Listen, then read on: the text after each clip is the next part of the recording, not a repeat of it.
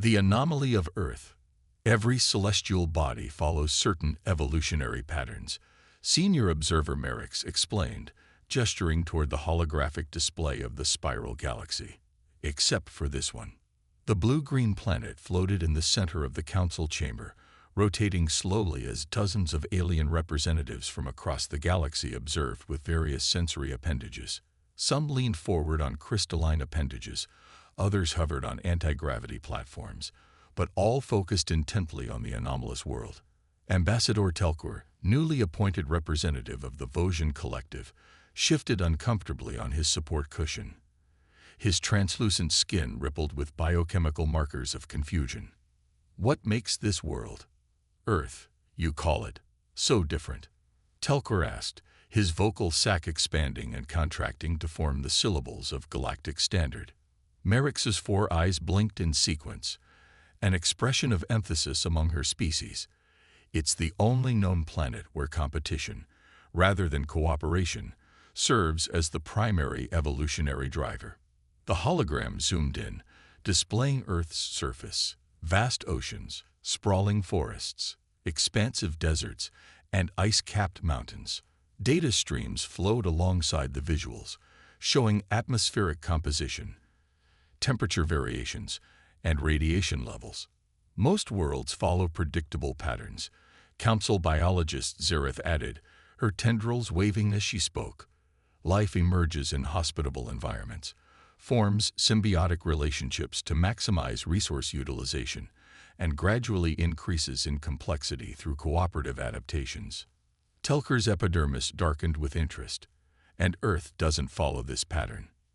Not remotely, Merrickx replied. Earth is hostility incarnate. Its gravity is punishing, its atmosphere corrosive, its radiation levels barely tolerable, and its temperature swings would kill most sentient species in a matter of days.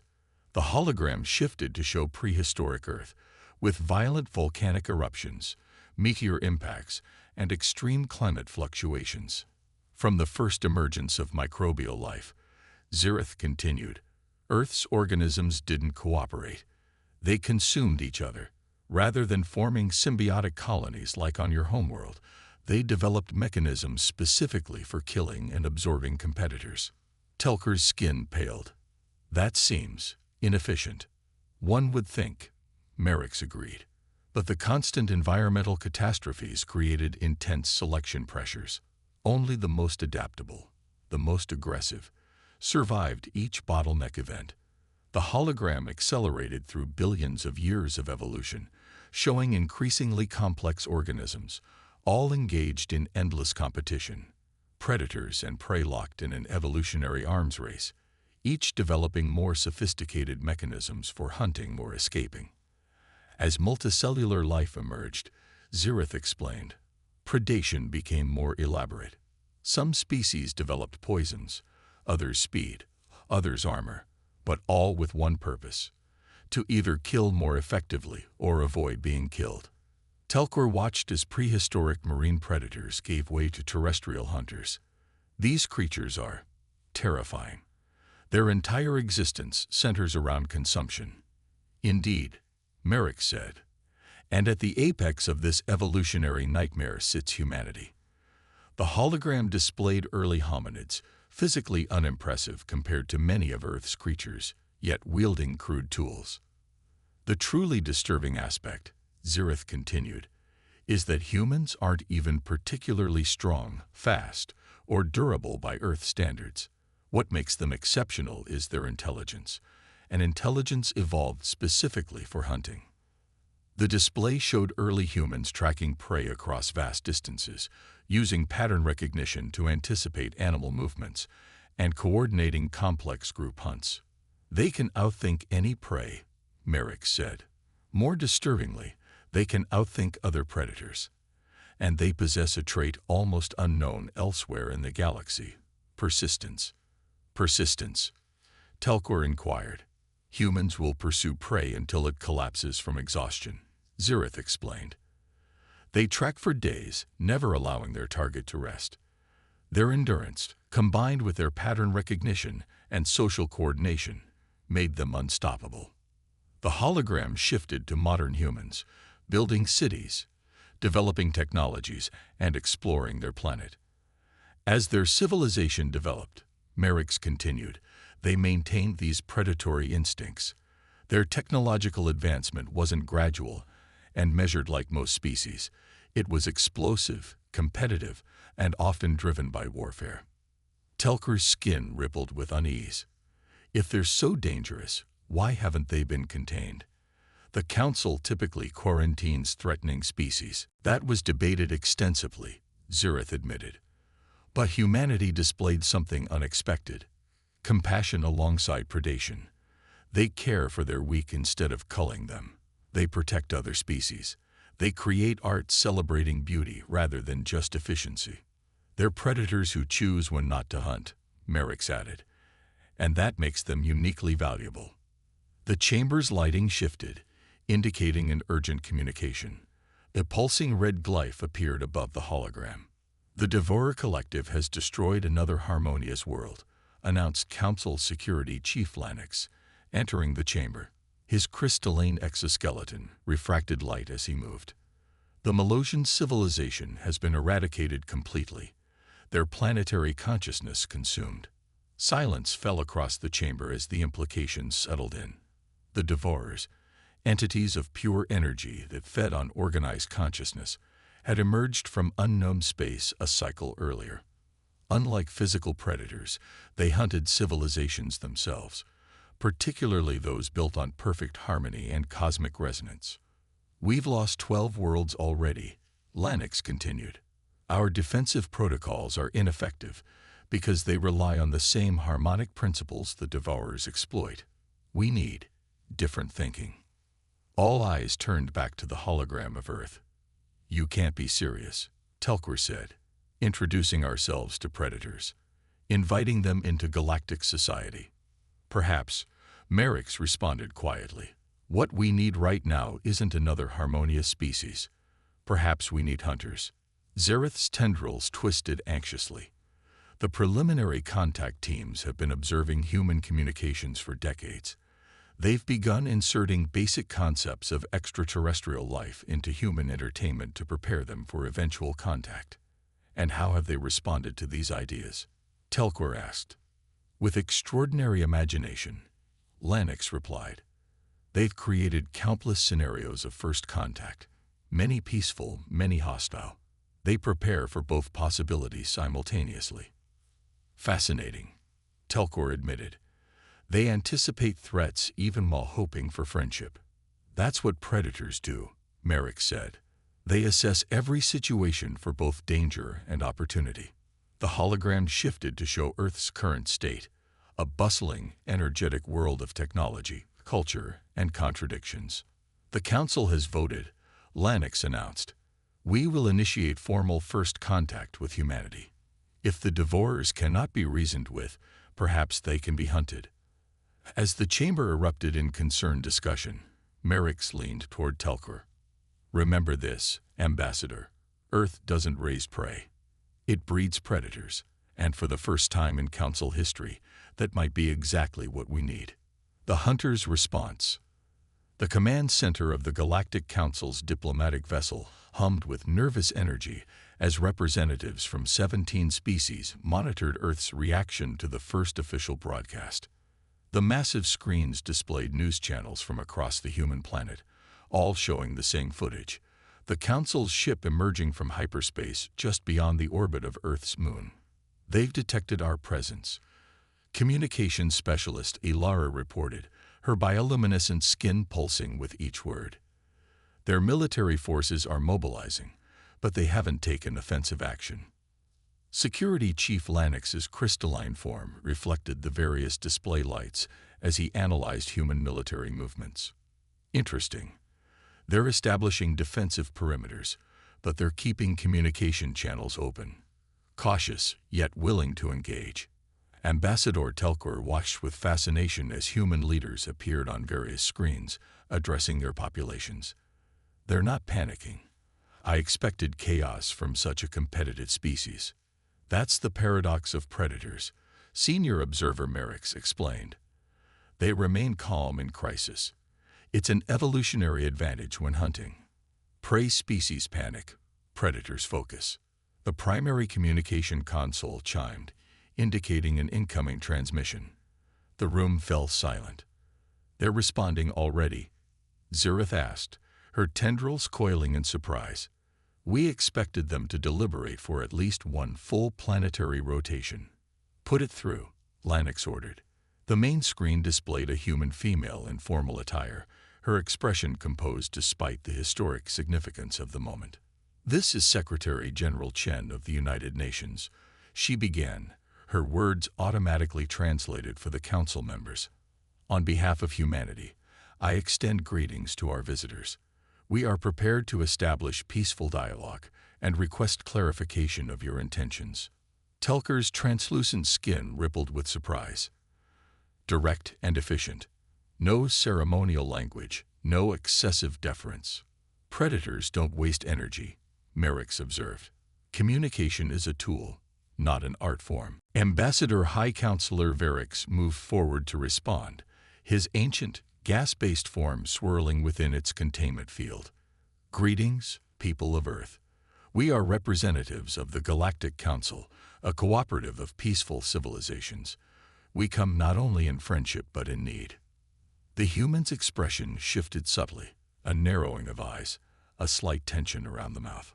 "Please elaborate on the nature of this need." High Counselor Verix hesitated, his gaseous form condensing slightly. "Our galaxy faces an existential threat, entities we call the Devourers. They consume conscious civilizations, particularly those based on harmony and cooperation. Our defensive measures have proven ineffective. And you've come to us because," Secretary General Chen prompted. "Because Earth is unique," Verix explained.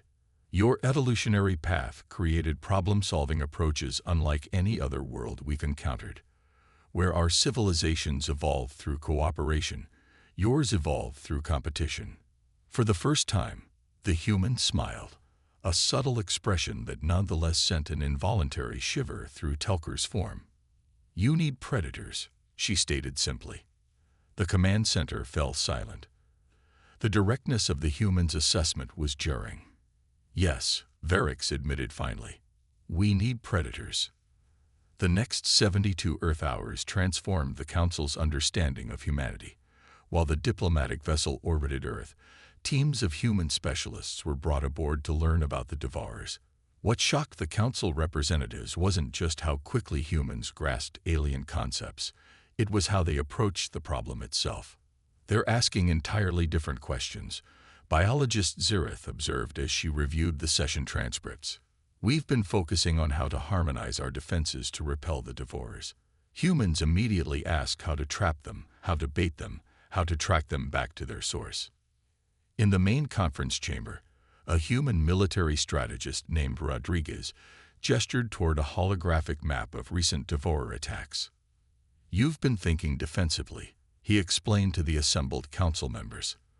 "But these entities are predators themselves. They follow patterns all predators share. They select targets based on vulnerability and nutritional value. They establish territories. They develop hunting routines. And most importantly," added Dr. Katri, a human xenobiologist, "they can be hunted themselves." "That's impossible," Council tactician Morox objected, his mechanical appendages clicking with agitation.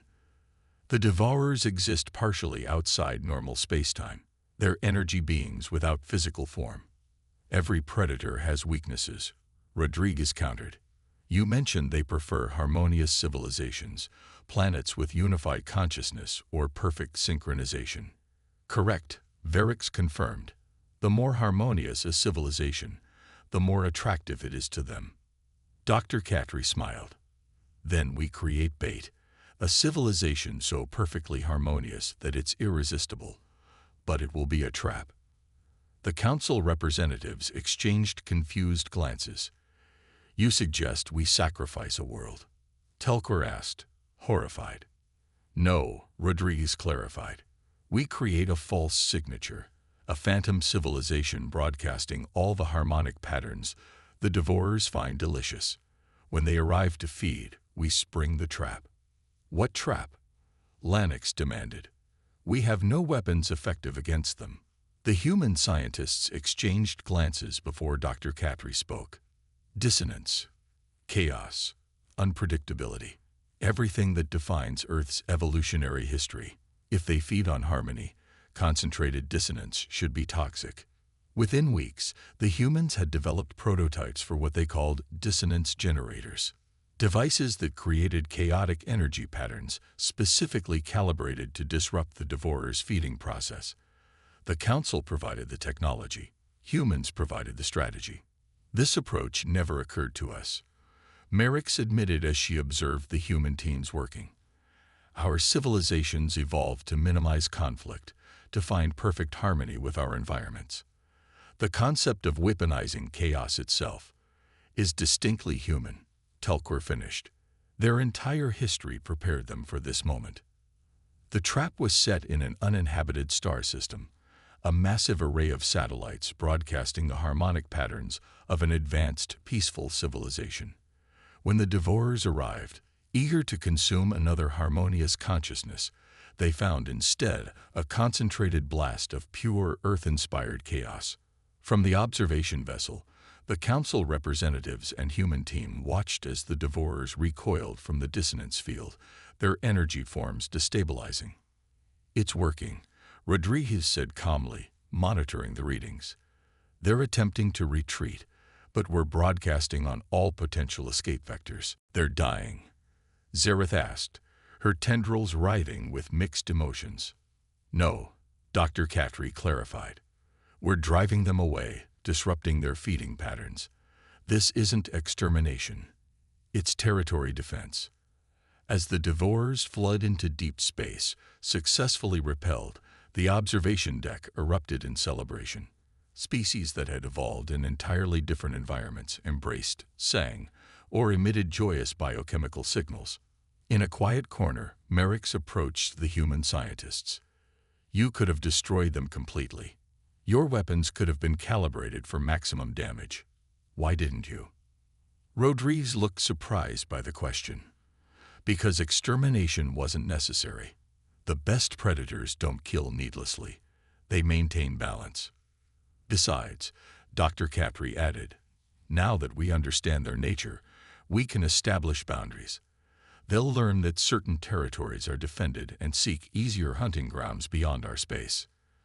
Telquor joined the conversation, his skin now comfortable enough around humans to display his true emotional colors.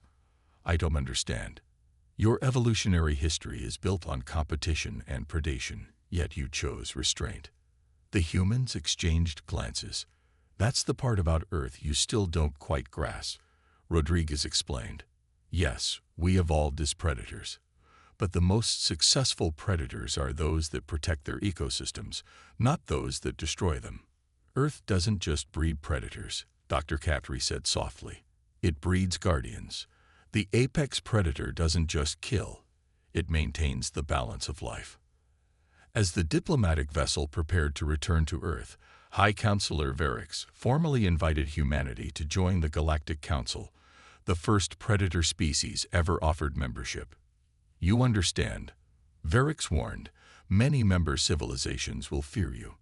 Your thought patterns, your approach to problems, they're fundamentally different from ours." Secretary General Chen nodded. "We're accustomed to being feared, but we're also accustomed to proving our worth through actions rather than words." "And if other threats emerge?" Lanix asked. "Will humanity stand with the Council?" The Secretary General's expression was solemn but determined. "Earth has always understood one truth above all others. The greatest predators are not those who hunt indiscriminately, but those who protect their territory, their kin, and their allies.